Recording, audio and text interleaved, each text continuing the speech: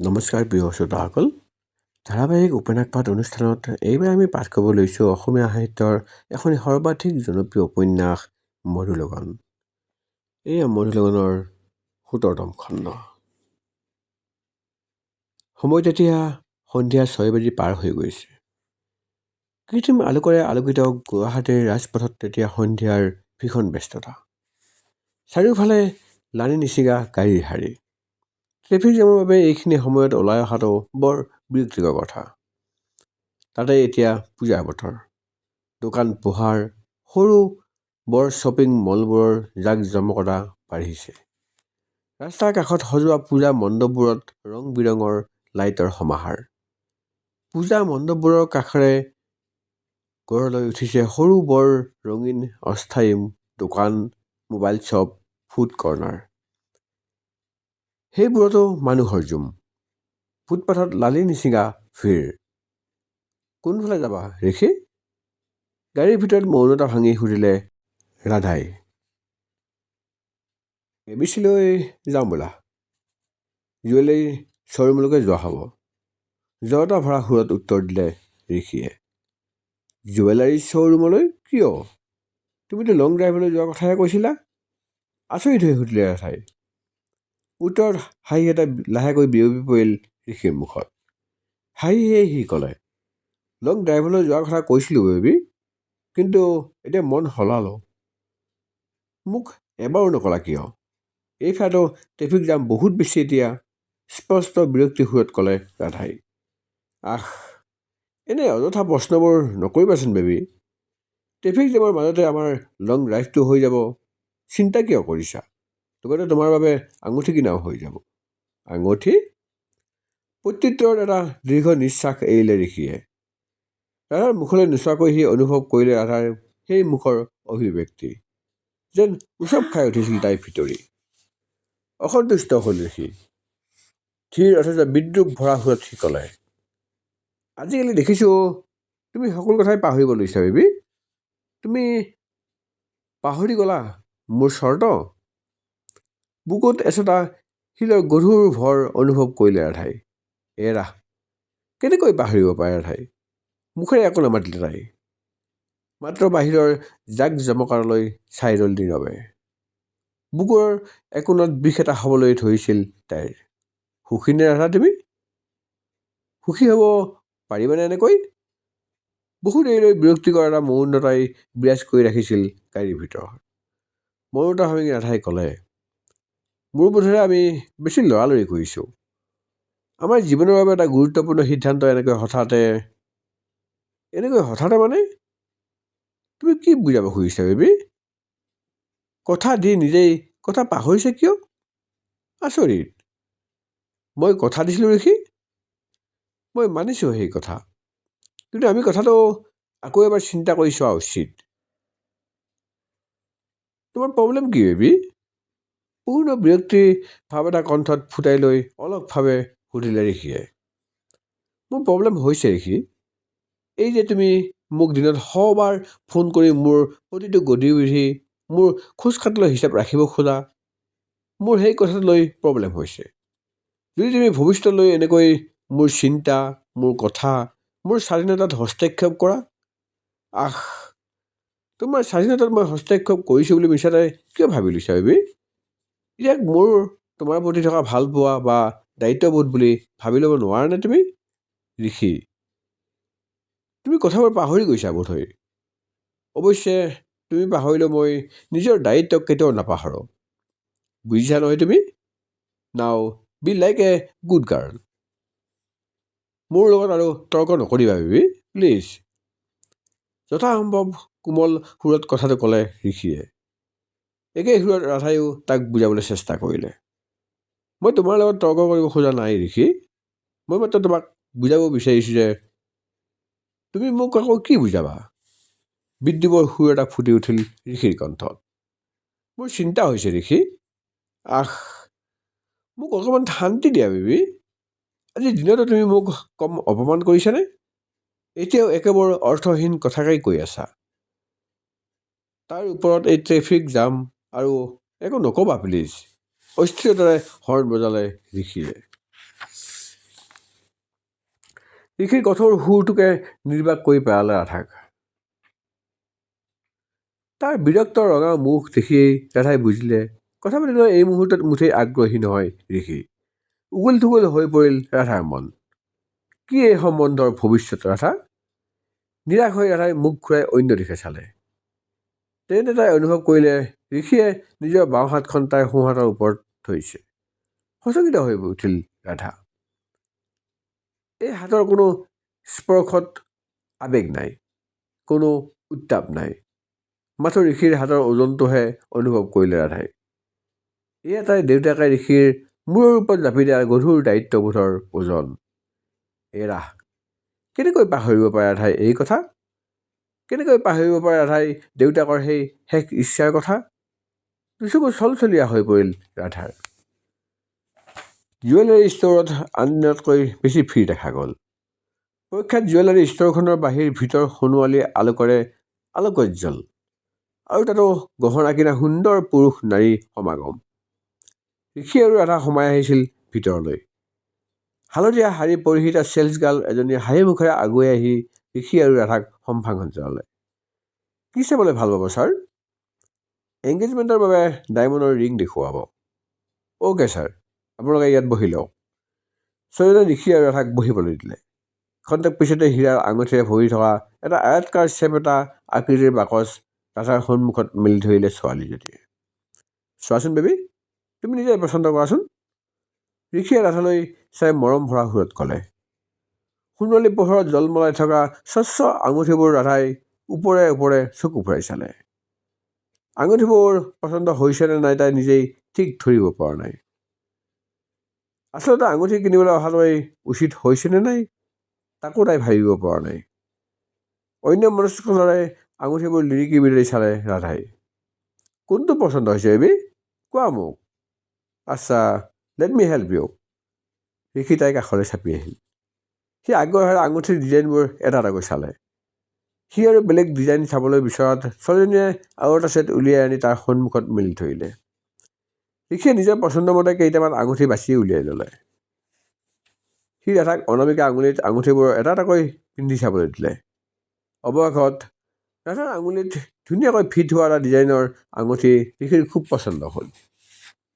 সি উৎসাহেৰে ক'লে, এইটো বৰ ধুনীয়া, তোমাৰ ভাল লাগিছেনে বেবী? ৰাধাই লাহেকৈ হাঁহিলে। তুমি এই সম্বন্ধত সুখী হ'বলৈ শিকিবই লাগিব ৰাধা। এয়া দেউতাৰ ইচ্ছা, এয়া সকলোৰে ইচ্ছা। কেৱল নিজৰ কথাকে নাভাবিবা ৰাধা। ঋষিৰ পচন্দ অনুসৰি আঙুঠিটো উলিয়াই ওজন কৰি পেক কৰা হ'ল। পে'মেণ্ট হোৱাৰ পিছত দুয়ো ওলাই আহিল জুৱেলাৰী ষ্ট'ৰৰ পৰা। আগে আগে ঋষি আৰু পিছে পিছে উগুল থুগুল মনেৰে যন্ত্ৰপদ খোজেৰে ৰাধা। আজি বাহিৰতে ডিনাৰ কৰোঁ ব'লা। ৰাধাই নিৰ্বিবাদে মানি ল'লে। ডিনাৰৰ বাবে এখন বাৰ কাম ৰেষ্টুৰাঁত সোমাল ঋষি আৰু ৰাধা। ডিনাৰৰ লগতে নিজৰ বাবে ড্ৰিংকছৰ অৰ্ডাৰ দিলে ঋষিয়ে। আগে পিছে ঋষিয়েও ড্ৰিংকছ কৰে, গতিকে ৰাধাই কোনো আপত্তি নকৰিলে। ঋষি আৰু ৰাধা যেতিয়া বাৰ কাম ৰেষ্টুৰাঁৰ পৰা ওলাই আহিল তেতিয়া সময় নিশা 11 বাজিছে। মহানগৰীৰ বুকুত ব্যস্ততাও কমি আহিছিল লাহেকৈ। দোকান পোহাৰ মলবোৰৰ প্ৰায়ভাগৰেই সন্মুখৰ ছাটাৰ বন্ধ হৈছে। মুকলি ৰাজপথত গাড়ী বাইকবোৰ ফুল স্পীডত দৌৰিছে। ড্ৰাইভিং ছিটত বহি ঋষিয়ে ক'লে, এংগেজমেণ্টৰ তাৰিখ ঠিক কৰিবলৈ মাহঁত এদিন যাব তোমালোকৰ ঘৰলৈ। এটা ধুনীয়া দিনত আমাৰ এংগেজমেণ্ট হৈ যাব বেবী। তাৰপিছত ৰাধাই প্ৰশ্নবোধক দৃষ্টিৰে ঋষিৰ মুখলৈ চালে। উত্তৰত ড্ৰাইভিং ছিটৰ পৰা ঋষিৰ শৰীৰটো সামান্য বাওঁফালে হালি আহিল ৰাধাৰ কাষলৈ। ঋষিৰ মৃদু নিচাসক্ত দুচকুৱে ৰাধাক নিৰীক্ষণ কৰিলে কিছুক্ষণ। তাৰপিছত, you all be officially mine. তুমি মোৰ হ'বা বেবী, মাত্ৰ মোৰ, আৰু মই যে তোমাক বহুত বেছি মৰম কৰিম বেবী। উত্তৰত ৰাধাই কি ক'ব একোৱেই ভাবি নাপালে। একেই চিনাকি গ্লানিবোৰে পুনৰ ছানি ধৰিলেহি তাইৰ হৃদয়। বিয়াৰ কথাটো লৈ ঋষি যদি ইমান আনন্দিত, ইমান উৎসাহিত হ'ব পাৰে, তেন্তে তাই কিয় আনন্দ কৰিব পৰা নাই? কিহে তাইক ইমান বেছি অসুখী কৰি তুলিছে? ঋষিৰ প্ৰতি প্ৰয়োজনতকৈ বেছি ঋণাত্মক ভাৱ জন্ম লৈছে নেকি তাইৰ মনত? তাই দেউতাকৰ ইচ্ছাক সন্মান জনোৱা ঋষিৰ প্ৰতি এয়া ৰাধাৰ কেনেকুৱা অন্যায় মনোভাৱ? বেবী, তুমি সুখী নে? হঠাতে সুধিলে ঋষিয়ে। তাৰ সোঁ হাতখনে লাহেকৈ তাৰ বাওঁ গালখন স্পৰ্শ কৰিলেহি। ঋষিৰ মুখৰ পৰা ভাহি অহা কাঢ়া মদৰ গোন্ধ তাইৰ নাকত লাগিলহি। ৰাধাই কিবা এটা বৰ অসহজ লাগিল। তাৰ হাতখন ৰাধাই লাহেকৈ আঁতৰাই দিলে নিজৰ গালখনৰ পৰা। তাৰপিছত খৰধৰকৈ ক'লে, ঋষি, দেৰি হৈছে আমাৰ, যাওঁগৈ ব'লা। এনেকুৱা সুযোগ আমি নেপাওঁ সদায়। মোৰ লগত আছা তুমি বেবী, চিন্তা কিয় কৰিব লাগে? এৰা, চিন্তানো কিয় কৰিব লাগে তাই? কোনো অচিনাকি ব্যক্তি নহয় ঋষি। তোমাৰ প্ৰজেক্টটোৰ বিষয়ে মোক এতিয়ালৈকে একোৱেই কোৱা নাই। ঋষিয়ে হাঁহি হাঁহিয়েই ক'লে। সেই হাঁহিৰ আঁৰত থকা আপত্তিৰ সুৰটো ৰাধাই তৎক্ষণাত বুজি ল'লে। তাই প্ৰজেক্টটোৰ বিষয়ে ঋষিক চমুকৈ বুজাই দিলে। আশা কৰা ধৰণে ঋষিয়ে কৈ উঠিল, চিৰিয়াছলি বেবী, তুমি সাধুকথা লিখিবা? ইমান আণ্ডাৰ এষ্টিমেট কিয় কৰিছে তেওঁলোকে তোমাক? ৰাধাই লৰালৰিকৈ ক'লে, সাধুকথা লিখা ইমান সহজ নহয় ঋষি, আৰু এইটো এটা গুৰুত্বপূৰ্ণ প্ৰজেক্ট। মই আৰম্ভ কৰিছোঁহে। মই আশাবাদী ইয়াক লৈ। কিছু দেৰিলৈ ঋষি মৌন হৈ ৰ'ল। কঠিন অভিব্যক্তি এটা ফুটি উঠিল তাৰ মুখাৱয়ত। যি দেখিছোঁ, তোমাক ভালকৈ ব্ৰেইন ৱাছ কৰি পেলাইছে সিহঁত সকলোৱে মিলি। Brain wash? নহ'লেনো কি? তুমি যে ইমান সহজে তাৰ কথাত ভুল যাবা মই ভবাই নাছিলোঁ বেবী। উষ্মা আৰু বিদ্ৰূপ ভৰা সুৰত ক'লে ঋষিয়ে। শ্যাম শ্বৰীফে তোমাক এই প্ৰজেক্ট দিছে ন? আচলতে কি জানা বেবী, সিও বুজি পাইছে তুমি ইমানৰে মানুহ বুলি। এই সাধাৰণ কামকে সি সজাই পৰাই তোমাৰ ওপৰাগত উচ্চ খাপৰ কাম বুলি কৈছে নহয়। মই তাৰ সকলো বুদ্ধি বুজি পাইছোঁ। কি কৈছা এইবোৰ তুমি ঋষি? তোমাৰ প্ৰব্লেম কি? শ্যামে মোক দিয়া নাই এই কাম বা এই প্ৰজেক্ট, স্কুলৰ ফালৰ পৰা দিয়া হৈছে, ডাইৰেক্টৰে দিছে। হঠাৎ সজোৰে হাঁহি পৰিল ঋষি। তুমি মোক তোমাৰ দৰে বুবক বুলি ভাবিছা বেবী? শ্যাম এজন বিশ্বাসঘাতক, ভণ্ড। এই ভণ্ডামি তাৰ তেজতে আছে জানা। তাৰ দৰে এজন লাভ জেহাদীৰ কামেই এইটো। তুমি ভুল ভাবিছা ঋষি, শ্যাম তেনেকুৱা নহয়। সংকুচিত ভ্ৰু জোৰেৰে ঋষিয়ে খন্তেক ৰাধালৈ চায়েই ৰ'ল একেথৰে। তুমি ইমান বিশ্বাসত কেনেকৈ ল'ব পাৰিলা শ্যাম তেনেকুৱা নহয় বুলি? প্ৰশ্নটো শুনি ৰাধাই থতমত খালে। উত্তৰটো অতৰ্কিত সৰি পৰিছিল তাইৰ মুখেৰে। মোক সঁচা কথা কোৱা বেবী, তুমি কিমান কাষলৈ গৈছা শ্যামৰ? তোমাৰ কিমান কাষলৈ আহিছে শ্যাম? সি তোমাক স্পৰ্শ কৰা নাইতো? হতভম্ব হ'ল ৰাধা। কি বুলি উত্তৰ দিব তাই? কেনেকুৱা স্পৰ্শৰ কথা কৈছে ঋষিয়ে? মনলৈ আহিল তাইৰ যুগ ভেলীৰ সেই সেউজ জোপোহানি। সেই জোপোহানিৰ তলতে শ্যামে তাইৰ হাতত ধৰি বৰষুণত তিতি নৃত্য কৰা দৃশ্য। মনলৈ আহিল উজান বজাৰ ঘাটৰ সেই সন্ধিয়া। ৰাধাৰ চিন্তাত জ্যোতি পেলাই ফুচফুচাই কোৱাৰ দৰে ক'লে ঋষিয়ে, মোৰ তোমাৰ ভাৰ্জিনিটিৰ ওপৰত সন্দেহ হৈছে বেবী। কিন্তু প্ৰুভ ইট। মাত্ৰ এবাৰ। উচপ খাইছিল ৰাধা। আঁঠুলৈকে কঁপনি এটা উঠিল তাইৰ। এয়া কেনেকুৱা কথা ঋষিৰ? ইমান অবিশ্বাস বুকুত লৈ আঙুঠি পিন্ধোৱাৰ কথা ভাবিছে ঋষিয়ে। ডিছকাষ্টিং ঋষি। বিস্ময় আৰু মনৰ যন্ত্ৰণাত মুখখন হাতৰ তলুৱাৰে ঢাকি থৈ ৰাধাই। ঋষি তাইৰ ফালে চাই আৰু অকণমান হালি আহিল। সি বিৰবিৰাই ক'লে, মাত্ৰ এবাৰ প্ৰমাণ কৰি দিয়া বেবী, আই প্ৰমিছ। তুমি ইমান নিচ মনৰ ঋষি? দুচকুৰ চলচলীয়া হৈ পৰিল ৰাধাৰ। গাড়ীৰ দুৱাৰতে গাটো চেপি কোনোমতে বহি ৰৈছিল তাই। মই গাড়ীৰ পৰা নামি যাম ঋষি, মই নিজেই ঘৰলৈ যাম। তোমাক মই অকলে এৰি দিম বুলি কেনেকৈ ভাবি ল'লা? নিচাসক্ত সুৰত সি ক'লে। তাইৰ হাতখনে তাইৰ আঁঠু স্পৰ্শ কৰিলেহি। তাই হাতখন উফৰাই দিলে। ঋষিক নিজৰ পৰা সজোৰে ঠেলি আঁতৰাই দিলে।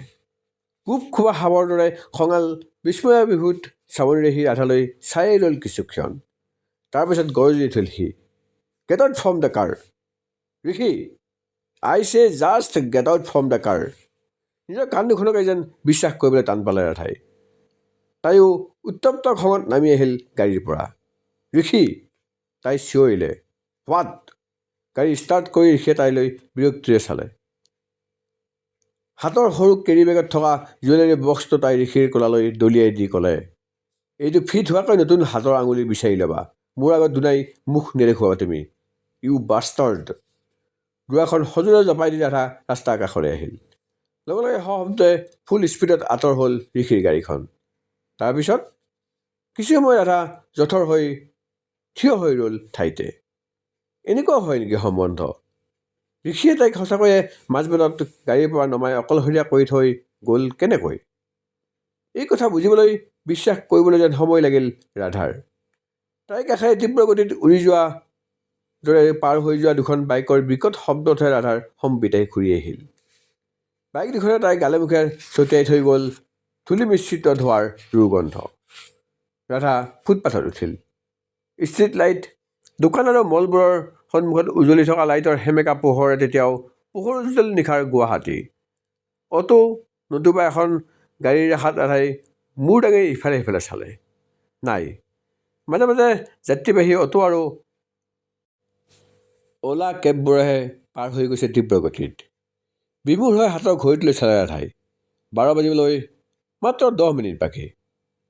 মোবাইলৰ স্ক্ৰীণ খুলিলে ৰাধাই। স্ক্ৰীণ খুলি দেখা কেইবাটাও মেছেজ পৰি আছে শ্যামৰ।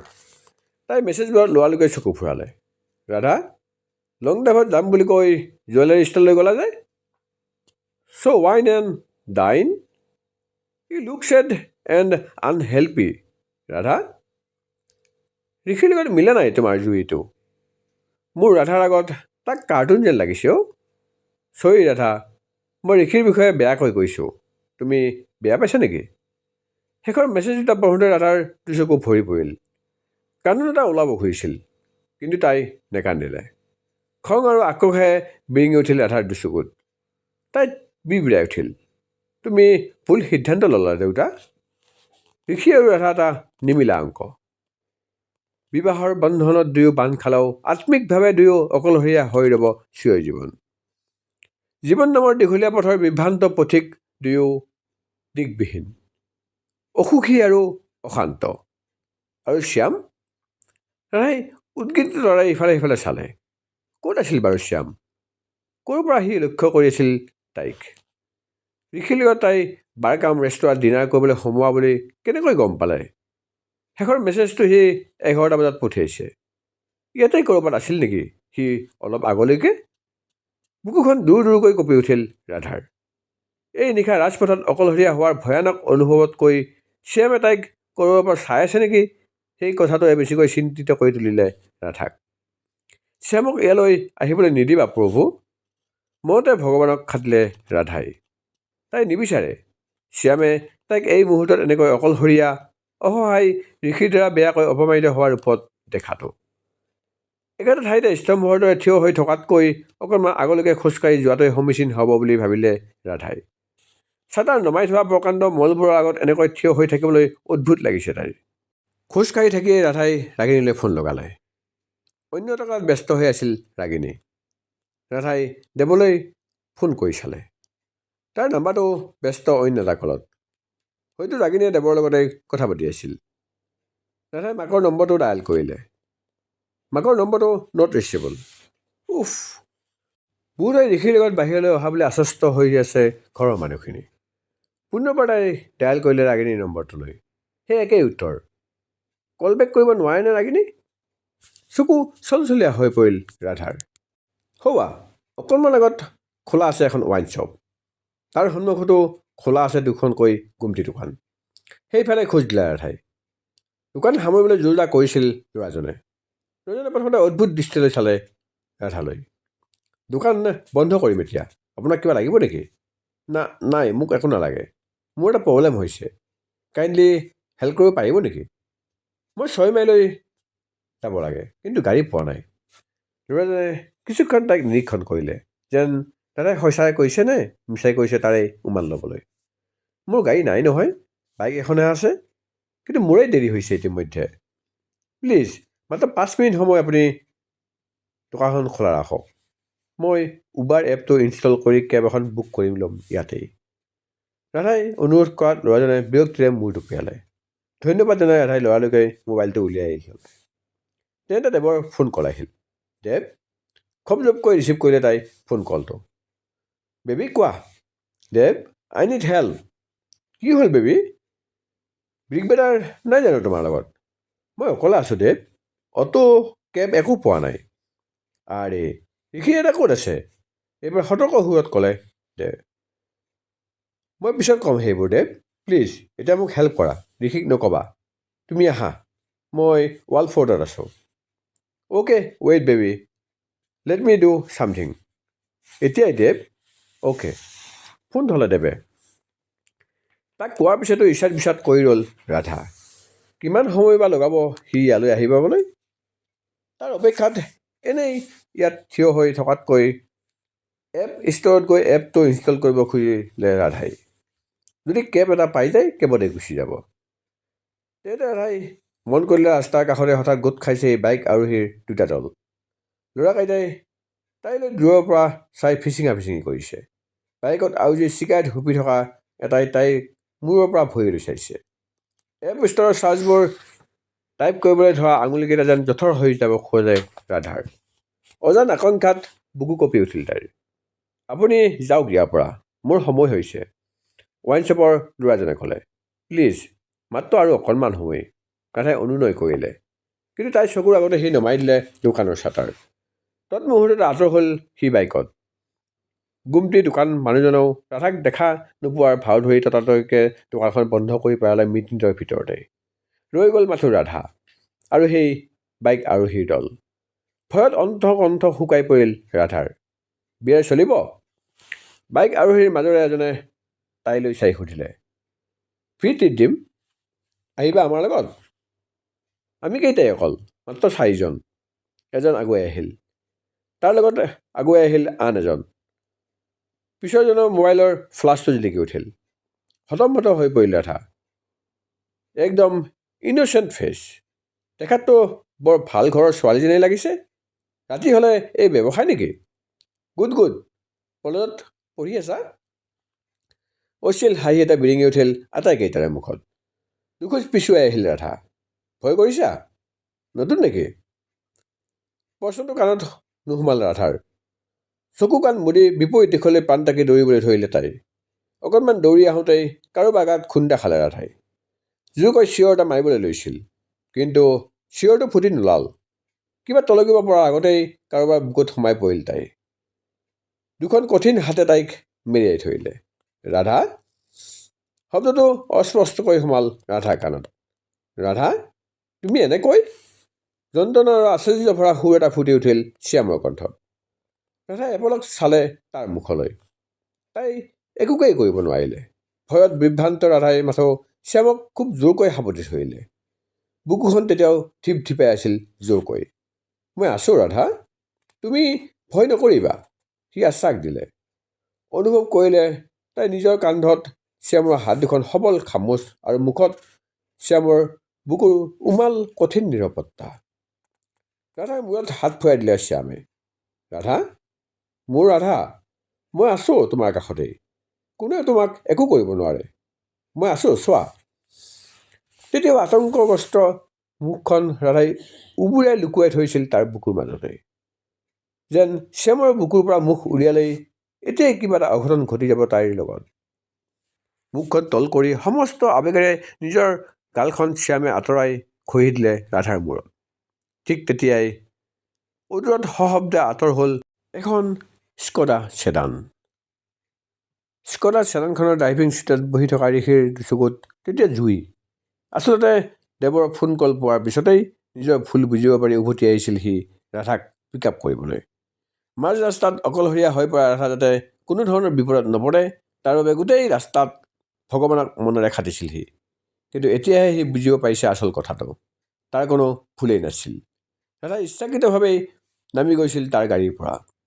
গাড়ীৰ পৰা নামি নিজেই ঘৰলৈ যাম বুলি কোৱা নাছিল নে তাই? কাৰণ শ্যাম বোধহয় আগৰে পৰাই তাইৰ অপেক্ষাত আছিল আৰু তাই নিশ্চয়কৈ জানিছিল সেই কথা। আহ, কি এটা দৃশ্য দেখিলে আজি সি। শ্যামৰ বাহুবন্ধনত ৰাধা, শ্যামৰ বুকুত ৰাধা। বুকুত উঠা বিষটোৰ পৰা পৰিত্ৰাণ পাবলৈ এহাতেৰে সি জোৰকৈ হেঁচি ধৰিলে নিজৰ বুকুত। ষ্টেৰিঙৰ পৰা যেন নিয়ন্ত্ৰণ হেৰুৱাই পেলাব খোজে পাকৈত হাতখনে। ৰাধা, তুমি মোক এনেকৈ ঠগিলা? তুমি শ্যামক ভাল পোৱা, সেইবাবে তুমি মোৰ স্পৰ্শক সহ্য কৰিব নোৱাৰা ৰাধা? দুচকু চলচলীয়া হৈ পৰিল ঋষিৰ। হাতখন মুঠি মাৰি সি সজোৰে খুচিয়াই দিলে ষ্টেৰিঙত। নিজে ৰাস্তাত বেখুৰাকৈ আতৰণত কৰি উঠিল চেদানখন। সমান্তৰালকৈ আতৰণত কৰি উঠে ঋষিৰ মনটো, যেন সি আৰু এপলকো জীয়াই থাকিব নোৱাৰে এই অপমান, এই যন্ত্ৰণা সহি। কিন্তু ইমান সহজে হাৰ মানিবনে সি? নামানে। ঋষিয়ে ইমান সহজে কাৰো আগত হাৰ নামানে। ৰাধাহঁতৰ ঘৰৰ দিশে তীব্ৰ বেগে গাড়ী পোনাই দিলে সি। আৰু আনফালে ৰাধাৰ পিছে পিছে অহা ল'ৰা দুজন অকণমান আঁতৰতে ৰৈ গৈছিল। শ্যামে ল'ৰাজনক কাষলৈ মাতিলে, এইফালে আহ, চাওঁ তহঁতৰ গাত কিমান শক্তি আছে। শ্যামৰ গৰ্জন শুনি ল'ৰাজনে এবাৰ ইটোৰ মুখে সিটোৰ মুখলৈ চালে। আগৰে পৰাই বাইকত বহি থকা আৰু দুজন সতৰ্ক হৈ পোন হৈ থিয় হ'ল। শ্যামৰ কথাক আওকাণ কৰি ল'ৰা দুজনে ঘূৰি যাবলৈ লৈছিল। কাপোৰো ঘৰত, মতা ল'ৰা যদি আহ, আগুৱাই আহ। মেঘৰ গৰ্জনতে শুনা গ'ল শ্যামৰ সেই উদাত্ত খঙাল কণ্ঠ। এইবাৰ ৰৈ গ'ল ল'ৰা দুজন। বীৰদৰে প্ৰায় আগুৱাই আহিল বাইকত বহি থকা দুজনো। ৰাধাক নিজৰ বুকুৰ পৰা আঁতৰাই ল'লে শ্যামে। তাইৰ বাবে ৰাস্তাৰ গুণ্ডাৰ লগত হতাহতি নকৰিবলৈ খুজিছিল ৰাধাই। কিন্তু তেতিয়ালৈকে চাৰ্টৰ আস্তিন কোচাই লৈছিল শ্যামে। ভয়, আকাংক্ষা, উত্তেজনাত পুনৰবাৰ কঁপি উঠিল ৰাধা। শ্যাম আৰু ৰাধাৰ পৰা 5 ফুটমান দূৰত্ব বজাই থৈছিল চাৰিজন ল'ৰাই। এজনে আগুৱাই আহি কথাটো মিলামিচা কৰিবলৈ চেষ্টা কৰিলে। চা ভাই, তাইক আমি ৰাস্তাত ৰৈ থকা দেখি বেলেগ ধৰণৰ ছোৱালী বুলিহে ভাবিছিলোঁ। বেলেগ একো জেং নাই, কাজিয়া পেচাল কৰাৰো আমাৰ ঠাণ্ডা নাই।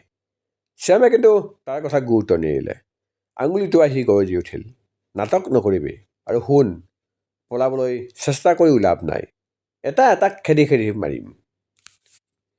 হাত ভৰি ভাঙি যোৱাৰ অৱস্থা কৰিবলৈ মন নাই যদি ফোনটো এতিয়াই দি দে চুপচাপ। আটাইয়ে ইটোৱে সিটোৰ মুখলৈ চালে।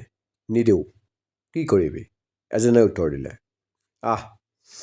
শ্যামে প্ৰত্যাহ্বান জনালে চাৰিওমুখে। মুহূৰ্ততে ল'ৰাকেইজন জঁপিয়াই পৰিল শ্যামৰ ওপৰত। আৰম্ভ হ'ল হতাহতি। আটাইকে ধৰাশায়ী কৰি পকাত পেলাবলৈ মাত্ৰ 5 মিনিট সময় লাগিল শ্যামৰ। পকাত পৰি কপালৰ পৰা তেজ বিৰিঙি উঠাজনৰ হাতৰ পৰা মোবাইলটো একে আঁতৰে কাঢ়ি ল'লে শ্যামে। ফোন আনলক কৰ। শ্যামৰ আস্ফালনত বিষত কেঁকাই থকা ল'ৰাজনে কোনোমতে মোবাইলৰ স্ক্ৰীণ আনলক কৰিলে। শ্যামে নিজেই ফটো গেলাৰীৰ পৰা ৰাধাৰ 2খন ফটো চিলেক্ট কৰি ডিলিট কৰি পেলালে। মোবাইলৰ অন্য ক'ৰবাত ফটো 2 কপি ছেভ হৈ আছে নেকি তাকো ভালকৈ চালে। নাই বুলি সন্তুষ্ট হোৱাৰ পিছতহে শ্যামে আৱৰ্জনা দলিওৱাৰ দৰে মোবাইলটো দলি মাৰি পঠিয়াই দিলে ল'ৰাটোৰ গালৈ। মোবাইলটো গুপ্তাংগতে পৰি আতৰণত কৰি উঠিল ৰাধাৰ ফটো তোলা ল'ৰাজনে। অবাক হৈ চাই ৰ'ল ৰাধাই সকলো দৃশ্য। চাই ৰ'ল তাইৰ নিশাৰ ঈশ্বৰ, তাইৰ ৰক্ষকলৈ। শ্যামে ৰাধাক এহাতেৰে মেৰিয়াই ধৰি আনিলে পাৰ্ক কৰি থকা গাড়ীৰ কাষৰ ঘৰলৈ। গাড়ীৰ সন্মুখৰ দুৱাৰ খুলি সি ৰাধাক বহিবলৈ ক'লে ভালকৈ। এইবোৰ কি আছিলে ৰাধা? ইমান ভয়াৱহ পৰিস্থিতিত পৰিও তুমি মোলৈ এবাৰো ফোন কৰিম বুলি নাভাবিলা? দেৱে মোক ফোন কৰি নজনোৱা হ'লে। আধৰুৱাকৈ এৰিলে সি কথাটো। তাৰ কণ্ঠত ফুটি উঠা বিষাদ, শংকা আৰু খংটোক অনুভৱ কৰিলে ৰাধাই। তাই একো উত্তৰ দিব নোৱাৰিলে। চলচলীয়া চকুজুৰি তাইৰ মাথো নমাই দিলে। শ্যামেও আৰু কথা নবঢ়ালে। ৰাধাৰ ফালৰ দুৱাৰখন সি সাৱধানে জপাই দি ড্ৰাইভিং ছিটলৈ আহিল। ৱালফৰ্ডৰ পৰা 6 মাইললৈ গোটেই পথছোৱাত ৰাধাই মাথো শ্যামলৈকে চাই ৰ'ল। তাৰ মুখখন তেতিয়াও গম্ভীৰ। আন্ধাৰৰ পৰা আয়ত দুচকুত ক্ৰোধৰ ছাপ। কি এই সম্বন্ধ তোমাৰ সতে মোৰ? কোন জনমৰ চিনাকি তুমি মোৰ শ্যাম? দুদিনতে আহি তুমি মোৰ বুকুত ঘৰ সাজিলাহি। মোৰ অনুমতি লৈছিলানে তুমি? ৰাধাৰ মনৰ কথাবোৰৰ উমান পাইছিল নেকি শ্যামে? সি বাওঁহাতৰ তলুৱাখন মেলি ৰাধালৈ আগবঢ়াই দিলে। ৰাধাই তাতেই থওঁ নথংকৈ নিজৰ কম্পিত হাতখন তুলি দিলে। সি সুধিলে, তোমাৰ মোৰ ওপৰত বিশ্বাস আছেনে ৰাধা? আছে। মই কোন জানা? তুমি শ্যাম, আৰু শ্যাম শ্বৰীফ কুৰেশ্বি। ইমানেই জানা? ইমানেই যথেষ্ট। নিজৰ অনৈতে আকুল সুৰ এটা ফুটি উঠিল ৰাধাৰ কণ্ঠত। আচৰিত হ'ল ৰাধা নিজেও। ক'ৰ পৰা আহিল মনলৈ ইমানবোৰ অনুভূতি ৰাধা? আৰু শ্যাম? সি পলকতে নিজৰ হাতৰ মুঠিত আবদ্ধ কৰি পেলালে ৰাধাৰ হাতখনক। ৰাধাৰ ভাল লাগিল। বিশ্বাসৰ সেই নিৰ্ভেজাল পৰশে শান্ত কৰি তুলিলে ৰাধাৰ অশান্ত মনটো।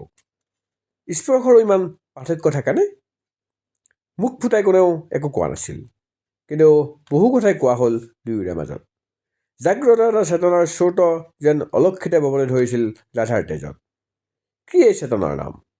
এক গভীৰ নিৰাপত্তাবোধ, উমাল ভাল লগা এটা অনুভূতি, নে গভীৰ আকৰ্ষণ? ভাৱত বিভোৰ ৰাধাক কোনোবাই যেন কাণতে ফুচফুচাই সুধিলেহি, এই দুবাহুৰ ওপৰত তোমাৰ ইমান গভীৰ বিশ্বাস কিয় ৰাধা? কি নাম এই আস্থাৰ? এই দুচকুৰ প্ৰতি তোমাৰ ইমান গভীৰ আকৰ্ষণ কিয়? এই মাথো আকৰ্ষণেই নে? থতমত খাই ৰাধাই। তাই ভাবে, মই যে একোৱেই নাজানো।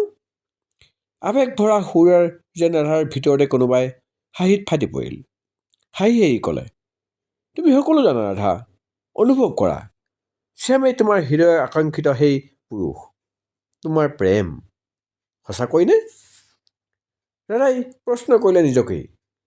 আৱেগ ভৰা দুচকুৰে অন্তৰৰ সমস্ত আকুলতাৰে উত্তৰ জনাৰ আশাত ৰাধাই চাই ৰ'ল শ্যামৰ মুখলৈকে, যেন তাই মনে বিচাৰি থকা উত্তৰটো লিখা আছে শ্যামৰ মুখতেই। উত্তৰ আহিল, সঁচা সঁচা সঁচা। প্ৰিয় শ্ৰোতাসকল, এয়া আছিল মধুৰ লগনৰ ১৭তম খণ্ড। ধন্যবাদ।